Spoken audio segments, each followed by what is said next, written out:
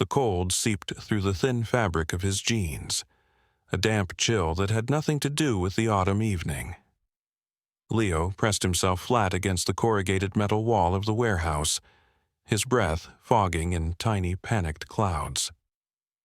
The alley was a canyon of shadows and forgotten things, smelling of wet cardboard and rust. Behind him, the rhythmic slap of footsteps on pavement grew closer, more confident. It was the sound of a game he never agreed to play.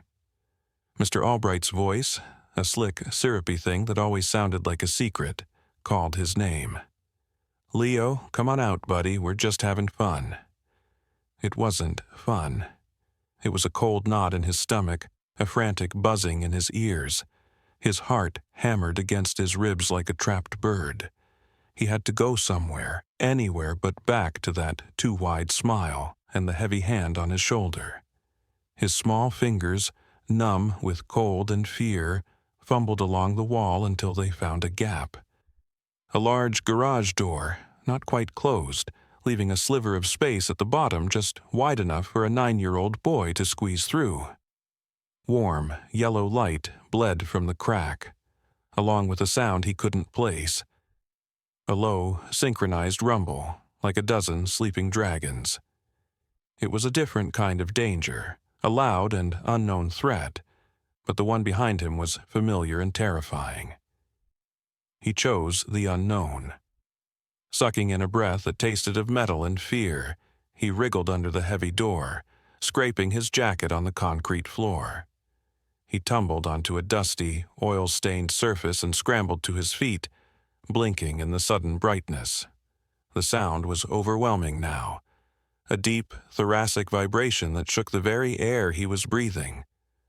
The space was cavernous, filled with rows upon rows of motorcycles, their chrome engines and handlebars gleaming like polished skeletons under the harsh industrial lights.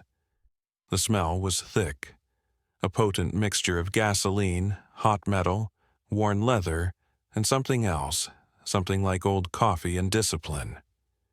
And then he saw them, men, everywhere. They were large, broad-shouldered figures clad in black leather vests, their arms covered in intricate tapestries of ink. They stood in clusters, talking in low voices that were nearly lost beneath the idling engines.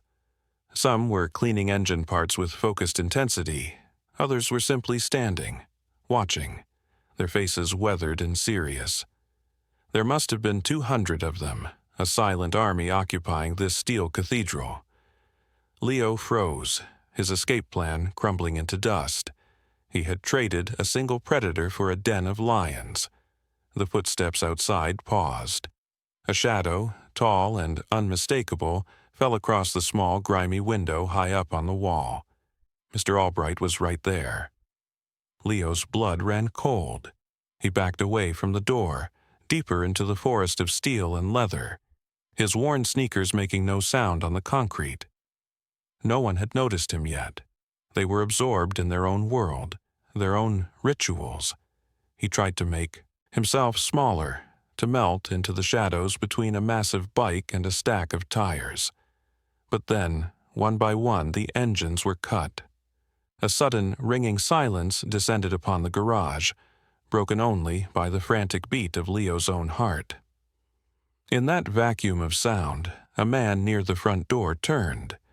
His eyes, sharp and clear under a furrowed brow, found Leo instantly. He didn't shout, he didn't move. He simply raised a hand, a silent signal that rippled through the room. Every head turned, every pair of eyes, 200 of them, locked onto the small, trembling boy huddled by the tires. The garage, which had felt vast and anonymous, suddenly became intensely small, a spotlight illuminating his terror. The door he had just crawled under was his only way out, and just outside it, the real monster was waiting. He was trapped. Leo had learned the geography of loneliness well. It was mapped in the silent hallways of his house after school, in the empty chair at the dinner table where his mother used to sit, in the weary sighs of his father. a man who seemed to be fading into a grayscale version of himself. His mother's laughter, the warm scent of her baking, the way she'd hum while she painted, these were colors from a forgotten country. A year after the sickness took her, the house was just a place with furniture, a quiet museum of a life that used to be. His father, Mark, was a good man, but grief had hollowed him out, leaving him to be filled with the demands of 2 jobs just to keep them afloat. He left before Leo woke up and came home long after Leo was supposed to be asleep, smelling of drywall and exhaustion. Their conversations were brief and functional, transactions of information about homework and whether there was milk left. Mark would look at Leo, and for a heartbreaking second, his eyes would search for his wife in his son's face, a flicker of pain crossing his features before he'd turn away, unable to bear the reminder. This parental vacuum created a space that the world rushed in to fill, and not all of it was kind. At school, Leo became an invisible boy. He was quiet, observant, and never caused trouble, which made him easy for overwhelmed teachers to overlook. He learned to be self-reliant in ways no 9-year-old should have to. He knew how to use the microwave, how to make sure the back door was locked, how to sit with the crushing weight of a silent evening and not cry. His only true companion was his sketchbook. In its pages, he could control the world. He drew fantastical creatures and soaring spaceships, but mostly he drew what he saw. He had a keen eye for detail, the precise pattern of cracks in the sidewalk, the way sunlight filtered through the leaves of the old oak tree, the worried lines around his father's eyes. The sketchbook was his memory, his diary, his truth. It was the one place where nothing was invisible. It was his father's idea for him to join the after-school program at the Northwood Community Center. "You need to be around other kids," Mark had said, his voice distant, already thinking about his night shift. The center was run by a cadre of volunteers, the most prominent of whom was Mr. Albright. To everyone else, Gerald Albright was a pillar of the community. He was handsome, charismatic, and always had a ready smile and a firm handshake for the parents. He sponsored the local Little League team and organized the town's annual charity bake sale. He was universally trusted. When he first singled Leo out for attention, it felt like a miracle. He praised Leo's drawings, calling him a young Picasso. He'd bring Leo special snacks, telling him it was their little secret. For a boy starved of adult affirmation, it was like standing in the sun after a long winter. But the sun began to feel too hot, its warmth turning scorching. The secrets became heavier. It started with small things, an arm that lingered too long around his shoulders, a request to stay a few minutes after the other kids had left to help clean up. Then came the games.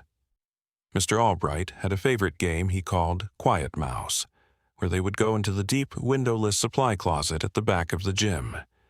He'd close the door, plunging them into absolute darkness.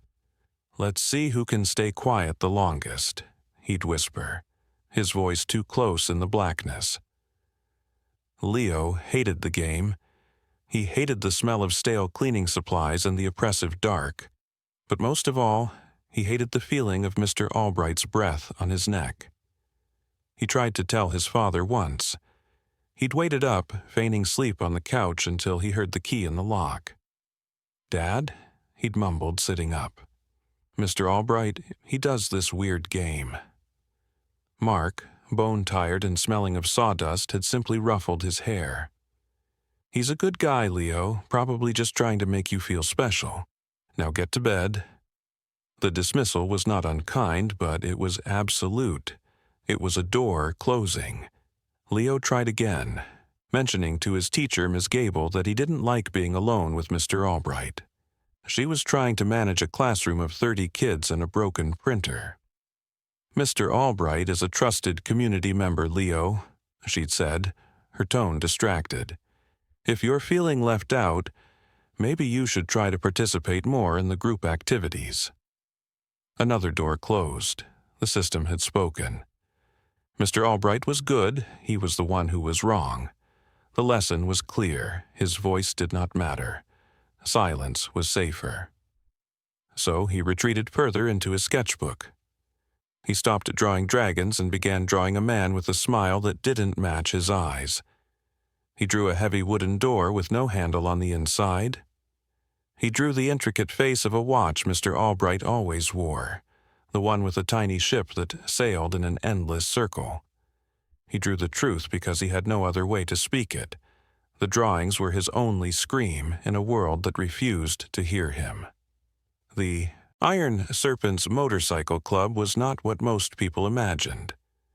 In the public consciousness, clubs like theirs were synonymous with crime and menace, leather-clad boogeymen from sensationalized news reports. But the Serpents operated on a different frequency. Their clubhouse, the sprawling garage at the edge of town, was less a den of iniquity and more a sanctuary of function and order. Every tool had its place, hung on pegboards in gleaming, orderly rows. The concrete floor, though stained with the ghosts of oil spills past, was swept clean. The chrome on the bikes wasn't just for show. It was a sign of meticulous care, a testament to men who understood that survival depended on a well-maintained machine. Their discipline was born not in lawlessness, but in the rigid structures they had all once belonged to.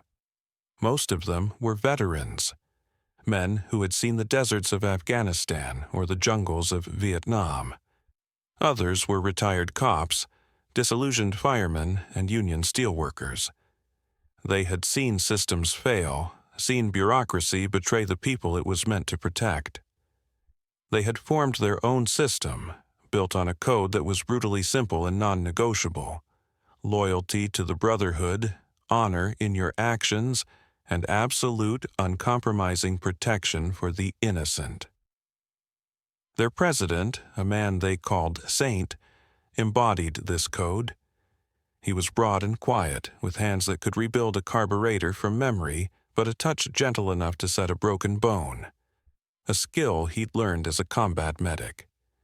His face was a roadmap of hard-lived years, but his eyes held a profound, unsettling calm.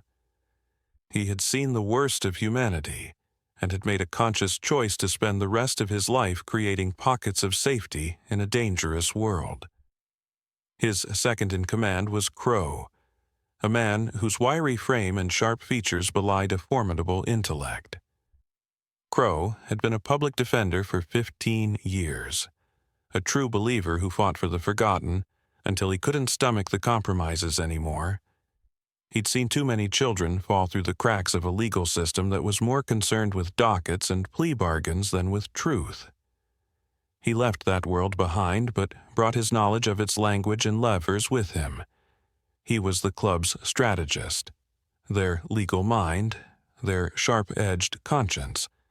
And there was Wrench, a giant of a man with a tangle of a red beard and grease permanently embedded under his fingernails. Wrench could listen to an engine and diagnose its ailments like a doctor listening to a heartbeat. He rarely spoke more than a few words at a time, preferring the company of machines to people, but he possessed a deep well of empathy that surprised everyone. He was the one who organized the club's annual toy run for the Children's Hospital, spending months meticulously restoring old bicycles to give away. The patch on their vests, their coots, was not a skull or a symbol of aggression. It was a serpent, an ancient symbol of wisdom and rebirth, coiled protectively around a blind scale of justice. It was a statement of purpose. Where official justice failed, they would provide balance. Their monthly meeting, the one Leo had stumbled into, was a routine affair. They weren't planning raids or criminal enterprises. They were debating logistics. Wrench was arguing for a different route for the toy run to avoid a newly paved road that was still kicking up loose gravel. Doc, their resident ex-paramedic, was giving a mandatory refresher on accident scene protocol. Crow was outlining a proposal to sponsor a local soup kitchen. Their conversations were punctuated by the comfortable shorthand of men who had known each other for decades, who had ridden thousands of miles together, and who had stood by each other through divorce, loss, and hardship. They were a family forged not by blood, but by shared experience and a common moral compass. This garage was their church, the rumble of their engines a hymn, and their code, the unwavering scripture. It was into this sacred, disciplined space that Leo's terror had spilled, a foreign contaminant that would test the very foundation of their creed. The sudden silence in the garage was a physical force, pressing in on Leo from all sides. The collective gaze of 200 men was heavier than any physical weight, pinning him to the spot. His escape plan had led him from the frying pan into the heart of the fire. He clutched his sketchbook to his chest like a shield, the worn cardboard edges digging into his ribs. His breath hitched, a small, desperate sound in the cavernous room. From the center of the assembly, Saint moved forward. He didn't rush. His steps were deliberate, measured, the worn heels of his boots making a soft, rhythmic sound on the concrete. He moved like a man who understood that frightened creatures were best approached with calm and quiet respect. The other men remained perfectly still, a silent, leather-clad forest of witnesses. Saint stopped a few feet away from Leo and slowly, carefully knelt down, wincing slightly as his old knee protested. The act was one of profound disarmament. He brought his large frame down to Leo's level, making himself smaller, less threatening. He didn't speak, not at first. He simply looked at Leo, his gaze steady and patient. He wasn't looking at a problem to be solved, but at a child in pain. Finally, he spoke, his voice a low, gravelly rumble that was surprisingly gentle. "You're safe here, son." He held out a bottle of water, the plastic crinkling softly in his large hand.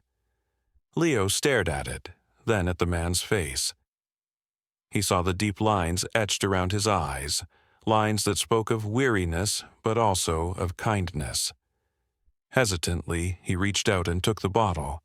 His hand was trembling so violently he could barely unscrew the cap. As he drank, a shadow blotted out the light from the grimy window high on the garage wall. It was him, Mr. Albright. Leo flinched as if struck, a choked gasp escaping his lips.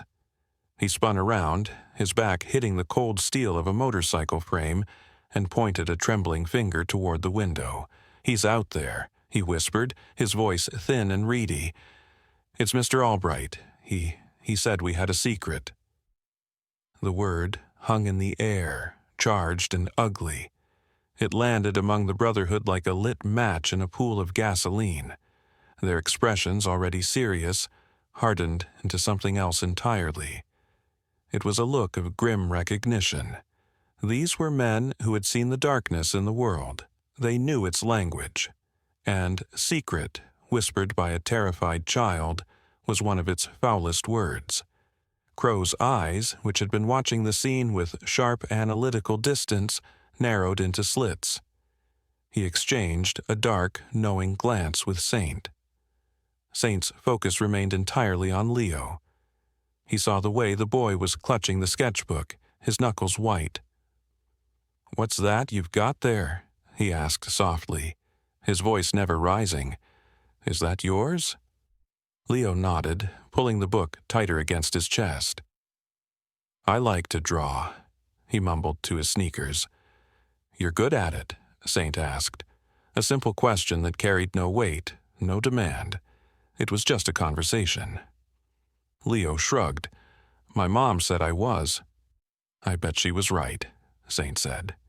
He paused, letting the silence settle again before asking the most important question. "Is Mr. Albright in that book, son?" Leo's head snapped up. His eyes, wide and fearful, met Saint's. He didn't answer with words. Instead, With trembling fingers, he opened the sketchbook. He didn't have to search for the right page. He knew exactly where the drawings were. He turned the book around. The page was filled with childlike but chillingly clear pencil sketches. One was a large man with a smile that was too wide, his eyes just empty circles. Another showed a small figure being led by the hand toward a dark, rectangular doorway, and in the corner, a detailed drawing of a heavy door with a large, industrial lock on the outside. Saint's calm expression didn't change, but a muscle in his jaw tightened. He looked from the drawing to the boy's terrified face, and in that moment, he understood everything. The Brotherhood's quiet meeting was over. They had a new, more urgent purpose. A sharp, authoritative knock echoed from the metal garage door. Mr. Albright's voice, amplified by the steel, oozed a practiced concern. "Hello in there? I'm sorry to bother you, but I think one of the children from my community program might have run inside. Little fella named Leo, he tends to wander and get himself turned around." The voice was smooth, confident, the sound of a man used to being believed. Inside, no one moved. Saint rose slowly to his full height, his knees cracking a quiet protest. He gave a subtle, almost imperceptible nod to Crow, then walked to the door. He didn't throw it open. He pulled the heavy door just enough to create a man-sized opening, stepping into the gap to block the view inside. His body was an impassable wall of black leather. From the outside, all Albright could see was the silhouette of a very large man against the bright interior light. He couldn't see the silent army standing at attention just beyond him. "There you are," Albright said, his smile bright and artificial. "I'm Gerald Albright from the community center. I was so worried. Is Leo in there?" "There's a boy here." Saint's voice was a low growl, devoid of any warmth. "He's safe." Albright's smile faltered for a fraction of a second, a flicker of irritation in his eyes before the mask of civic duty slid back into place. "Oh, thank heaven. What a relief. You know how it is, you turn your back for 1 second. Could you please send him out? His father will be expecting him." "He doesn't want to come out," Saint stated, his voice flat, his gaze as unyielding as granite. The power dynamic, which Albright had assumed was his to control, had just tilted dramatically. "What do you mean he doesn't want to come out?" Albright's tone sharpened, a knife edge of impatience cutting through the syrupy concern. "He's a child. He's with me." "He says you have a secret," Saint said, letting the words land with quiet, devastating force. Albright's face, which had been a portrait of paternal worry, began to crumble. A flush crept up his neck. "A secret? What on earth is he talking about? He has an overactive imagination. Now, I insist you let me get him." He took a step forward, intending to push past Saint, a move he had likely used to intimidate and overwhelm people his entire life. But he was pushing against a mountain. Saint didn't move an inch. His presence was absolute, immovable. From the shadows behind Saint, Crow emerged, stepping into the sliver of light. He was holding Leo's sketchbook, open to the page with the drawing of the locked supply closet door. He held it up for Albright to see. "I believe he means this secret." Crow's voice was precise and cold, the voice of a lawyer laying a trap. Albright's eyes darted to the drawing. Recognition dawned, followed by pure, undiluted panic. The color drained from his face, leaving it a sickly, waxy yellow. He saw it all in that childish sketch, the specific shape of the lock, the vertical planks of the door. It was undeniable. That's absurd," he stammered, his carefully constructed persona shattering like cheap glass. "This is harassment. I'm a respected member of this community. These are lies. I'm calling the police." "Please do," Crow said, his voice dropping to a near whisper, yet carrying more menace than any shout. "In fact, I insist. Tell them to send Detective Miller. We'll wait right here." Albright stared from Crow's icy gaze to Saint's monolithic calm. He looked past them, trying to pierce the darkness of the garage, but saw only shadows. He had no idea of the sheer numbers, the silent judgment of the 200 men watching this exchange, but he could feel the weight of it. His threats turned to dust in his mouth. He had come here as a shepherd retrieving a lost lamb. He was leaving as a wolf that had been seen, truly seen for the first time. He stumbled backward, turned, and scurried away into the darkness of the alley, his confident stride replaced by the frantic shuffle of the exposed. Crow didn't waste a moment. He pulled out his phone and dialed a number he knew by heart. "Dave, it's Crow," he said, his voice low and urgent. "I'm at the clubhouse. I need you here now." On the other end of the line was Detective Dave Miller, a 20-year veteran of the force with a perpetually tired expression and a deep-seated mistrust of anything that complicated his paperwork. "Crow, it's 9 o'clock on a Tuesday. Whatever it is, can't it wait?" "No," Crow said flatly. "It can't. I have a 9-year-old boy here who is terrified, and I have a pillar of your community who just ran from him like a thief. Get down here." There was a long sigh on the other end. "A biker club's word against a civic leader's? You know how that plays out, Crow." "It's not about my word," Crow countered, his voice sharp. "It's about a kid's sketchbook full of drawings that will turn your stomach. Just come see for yourself. Look this boy in the eye, Dave, and then tell me I'm wrong." The mention of a child changed the equation. Miller grumbled his assent and hung up. While they waited, the Brotherhood moved with quiet efficiency. This was not a chaotic mob, it was an organization. Saint delegated tasks with subtle nods and quiet commands. Wrench, the mechanic, slipped out a back entrance. He knew a custodian who worked nights at the community center, a good man who owed him a favor for fixing his daughter's car last winter. He wasn't going to threaten or intimidate. He was just going to ask a question. Had he ever seen Mr. Albright alone with kids after hours? Doc, the ex-paramedic, made a call to a nurse he knew at the pediatric clinic. He asked her to discreetly check their records for any children from Albright's program who had come in for unexplained anxiety or behavioral issues. They were gathering threads, not pulling on them, creating a net of ambient information that would either corroborate or dismiss the boy's story. Their methods were patient, their reach surprisingly long. When Detective Miller's unmarked sedan pulled up, he was met with a scene that instantly put him on edge. The garage door was now open, and the sheer visual impact of 200 bikers standing in silent formation was intimidating. But Saint met him at the threshold, his hands open and visible.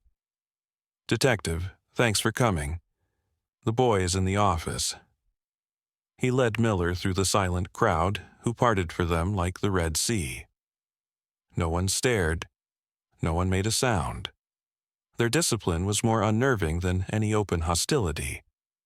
The office was a small, Spartan room with a desk and a few chairs. Leo was sitting at the desk, a glass of milk in one hand and a pencil in the other. He was drawing again, this time a detailed rendering of the front wheel of Saint's motorcycle. He seemed calmer now, the immediate terror having subsided into a quiet watchfulness. Miller was good at his job. He knew how to talk to kids. He pulled up a chair, not looming over Leo, and spoke in a soft voice. "Hey there, I'm Dave. I hear you're the artist." He spent 10 minutes talking about motorcycles and drawing before he ever mentioned Mr. Albright. Leo, feeling the protective presence of Saint in the doorway, finally began to speak. He didn't just tell a story of being scared. He provided a flood of specific, verifiable details. He described the way the overhead fluorescent light in the gym hallway buzzed. He described a small crescent-shaped scar above Mr. Albright's left eyebrow. He described the squeak the supply closet door made, a high-pitched sound, like a sad mouse, and he described the watch. "It has a tiny gold ship," he said, his eyes focused on his drawing. "It sails around and around on a blue circle." These were not the generic fantasies of a child with an overactive imagination. They were the precise sensory memories of a trauma victim. Miller felt a cold certainty begin to form in his gut. He asked to see the sketchbook. As he turned the pages, he knew this was no longer a simple matter of he said, she said. This was evidence. His next stop was Miss Gable, Leo's teacher. He found her grading papers late in her empty classroom. Initially, she was defensive, echoing her earlier dismissal. "Leo is a sweet boy, but he's been through a lot. He's quiet, a bit of a dreamer." Miller didn't argue. He simply opened the sketchbook to the drawing of the locked door. "Leo told me Mr. Albright plays a game with him in the supply closet." Miss Gable stared at the drawing, and her professional composure began to crack. She remembered now. Small things she had dismissed at the time. Albright showing up at the school during recess, his visits always unannounced. Another boy in his program, a boisterous kid named Sam, who had suddenly become sullen and withdrawn a few months ago. The time she'd walked past the gym and heard the supply closet door click shut, assuming it was the janitor. Each memory, insignificant on its own, now felt like a piece of a horrifying puzzle. The institutional gears, rusted by complacency and misplaced trust, began to groan and turn. The invisible boy had found his voice, and now people were finally starting to listen.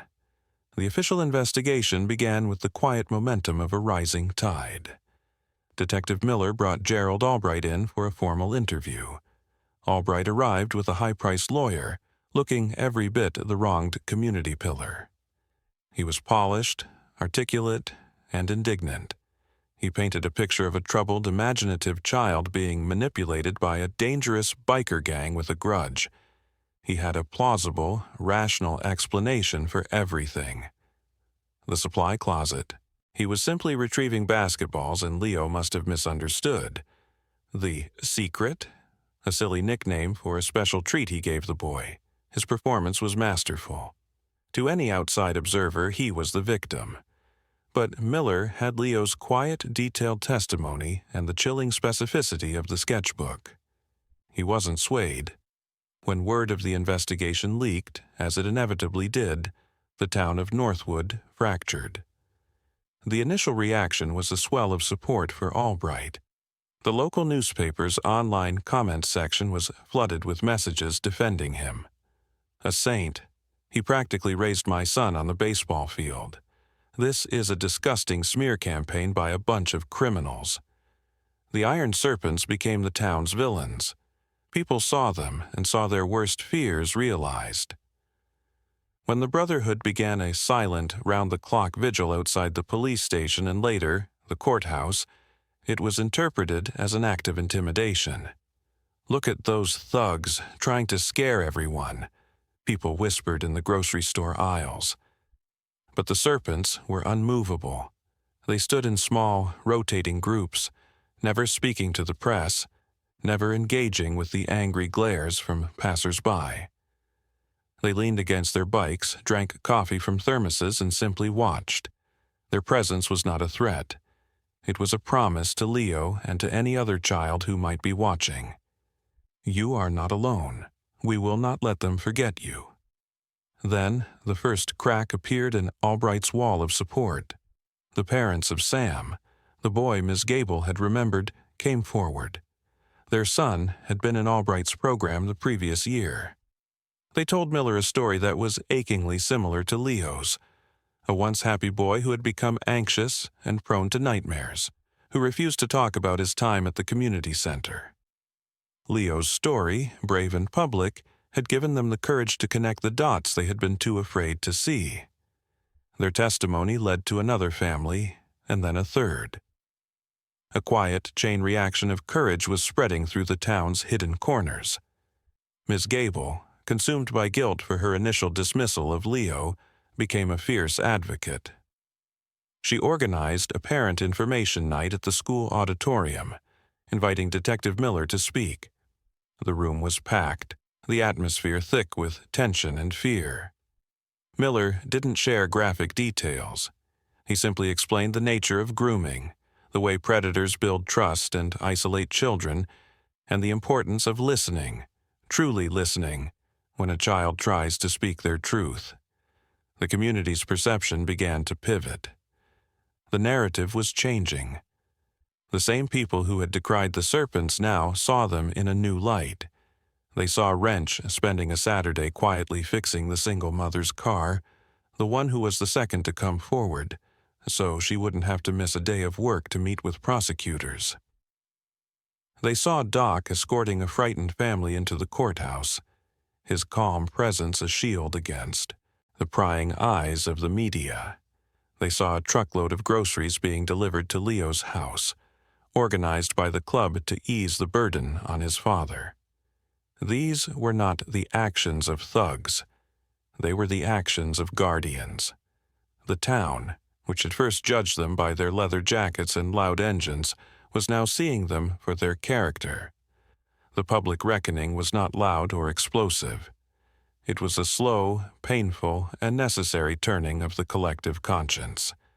The trial was a sterile, wood-paneled battlefield. Gerald Albright sat at the defendant's table, dressed in a tailored suit, his expression a carefully crafted mask of wronged innocence. His lawyer was sharp and aggressive, chipping away at the children's testimonies, trying to frame them as unreliable, suggestible, and tainted by the influence of the iron serpents. He portrayed the Brotherhood as a vigilante mob that had manufactured a witch hunt. And every day of the trial, that mob sat in the back 2 rows of the public gallery.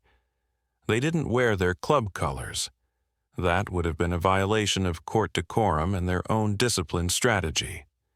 They came in simple black leather vests, jeans, and work boots. They sat ramrod straight, their faces impassive, their presence a silent, solid testament. They were not there to intimidate the jury. They were there to be a wall at Leo's back. When it was Leo's turn to testify, a hush fell over the courtroom. He looked impossibly small walking to the witness stand.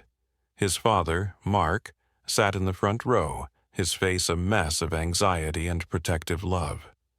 Leo's eyes scanned the room, wide with fear. He saw the jury, a line of strange, judging faces. He saw Albright, who gave him a small, chilling smile. He felt his throat tighten, the words catching in his chest. Then his gaze found the back of the room. He saw Saint, who met his eyes and gave him a slow, deliberate nod. It wasn't a gesture of aggression or pity. It was a simple, powerful message. We are here. You are safe. Tell your truth. Leo took a deep, shaky breath and turned to the prosecutor. He spoke in a small, clear voice. He told them about the quiet mouse game, about the smell of the closet, about the way his heart would beat too fast in the dark. Albright's lawyer was relentless on cross-examination. Isn't it true that the men from the motorcycle club told you what to say? Didn't they promise you things if you made up this story? Leo shook his head. No, he said, his voice gaining a sliver of strength. I drew it first. That was the moment the prosecution had been waiting for. The sketchbook was entered into evidence. The prosecutor projected the drawings onto a large screen for the jury to see. The childlike images of fear and confinement were more powerful than any photograph. Leo, the prosecutor asked gently, can you tell the jury about this drawing here? He pointed to the detailed sketch of the watch. It's his watch, Leo said, not looking at Albright. He always wore it. It has a gold ship that goes around and around on the blue part. When we were in the closet, it was dark, but the numbers on the watch glowed a little bit.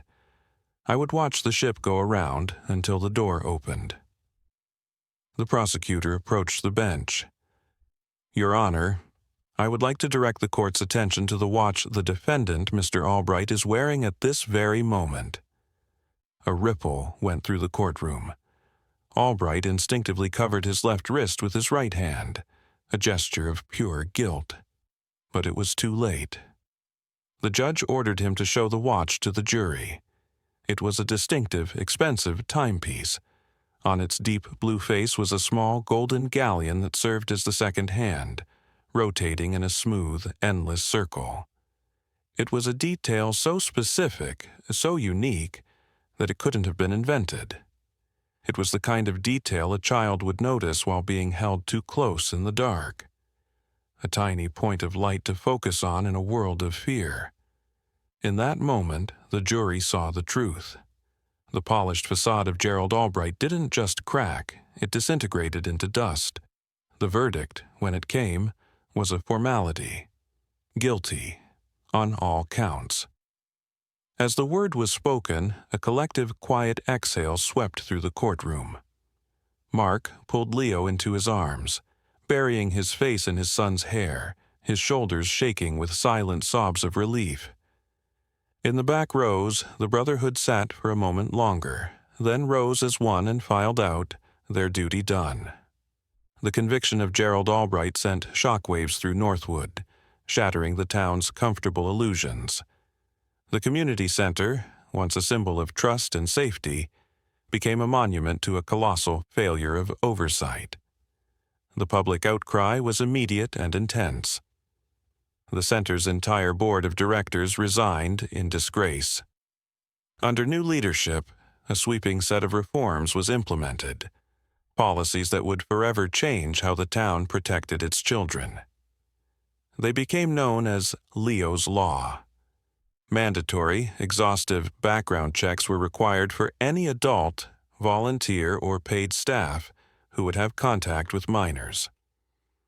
A strict rule of two was instituted, stipulating that no adult could ever be alone with a single child in any enclosed space. And most significantly, a new mandatory training program was developed for all teachers, coaches, and volunteers, teaching them to recognize the subtle signs of grooming and abuse, and empowering them to act on their suspicions without fear of reprisal. Ms. Gable, galvanized by her own painful journey from dismissal to advocacy, became the driving force behind this transformation. She channeled her guilt into purpose, working with child psychologists to create a new school curriculum called the Voice Project. It was a simple but revolutionary program designed to give children the language and the confidence to talk about safe and unsafe touches, secrets, and boundaries. It taught them that their voice mattered, that they had a right to say no, and that there were safe adults they could turn to. The Iron Serpents, who had receded from the public eye after the trial, quietly re-emerged to support her work. The entire proceeds from their next annual charity run, a record-breaking sum, were donated to fund the launch of the Voice Project across the entire school district. The Brotherhood's role in the community underwent a permanent redefinition. The garage, once a place of myth and suspicion, became an unofficial sanctuary. People knew that if a person, child or adult, was in trouble and felt the system couldn't help them, they could go there. A small, hand-painted wooden sign appeared next to the main door, bearing a single word: sanctuary. It was a quiet acknowledgement of their new place in the town's ecosystem. Crow, leveraging the political capital and public awareness from the trial, took his fight for reform to the next level. He partnered with the district attorney's office and a local child advocacy group to secure funding for a new facility, the Northwood Child Advocacy Center. It was designed to be a single, welcoming place where child victims could be interviewed by forensic specialists in a non-intimidating, kid-friendly environment. It eliminated the need for children to retell their traumatic stories over and over to police officers, social workers, and lawyers, a process that often re-traumatized them. The legacy of Leo's courage rippled outwards. A national newspaper ran a long-form story, not a sensationalist piece, but a thoughtful exploration of how a small town confronted a hidden evil. It focused on the bravery of one small boy and the unlikely guardians who amplified his voice. The story inspired similar community-based watchdog initiatives in other small towns, groups of ordinary citizens, from book clubs to veterans associations, who organized to better protect their children and hold their institutions accountable. The change was not just systemic, it was cultural. The people of Northwood learned a hard lesson about the dangers of blind trust and the importance of looking past polished surfaces. They learned that heroes don't always wear uniforms or suits. Sometimes they wear leather and ride motorcycles. The world was not magically safer, but in one small corner of it, a light had been turned on, and a new set of promises had been made to its children. 1 year later, the scent of autumn leaves and clean motor oil mingled in the air of the Iron Serpent's garage.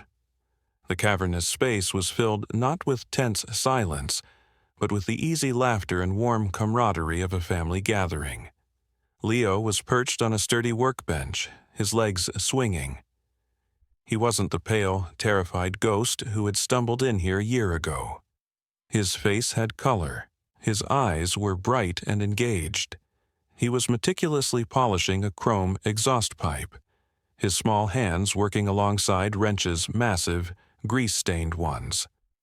Wrench, as usual, was mostly silent, but he would occasionally point to a spot Leo had missed, a gentle rumble of a grunt his only instruction. Leo's new sketchbook lay open beside them. The pages were no longer filled with shadows and locked doors. They were vibrant with drawings of roaring motorcycles, detailed engine schematics, and portraits of the men around him, all of them smiling. One drawing, his favorite, depicted a huge, friendly serpent coiled protectively around a small house with a plume of smoke rising from its chimney. His father, Mark, stood nearby, talking with Saint. The change in him was as profound as the one in his son. The shroud of exhaustion and grief had lifted, replaced by a clear-eyed presence. The Brotherhood had quietly intervened in his life, too. Crow had connected him with a lawyer to sort out his mother's complicated estate, and another member who owned a construction company had offered him a foreman position. One job, with better pay and regular hours. He was home for dinner now. He was there to help with homework.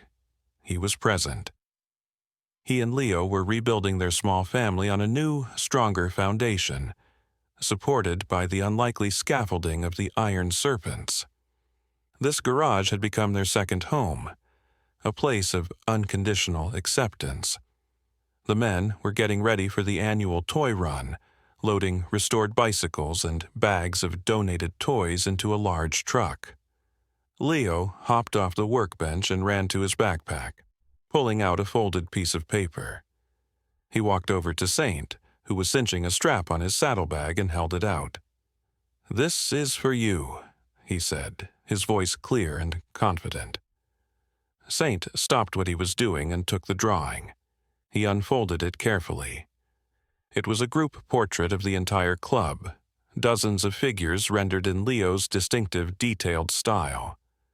They stood in front of the garage, a formidable line of leather and denim.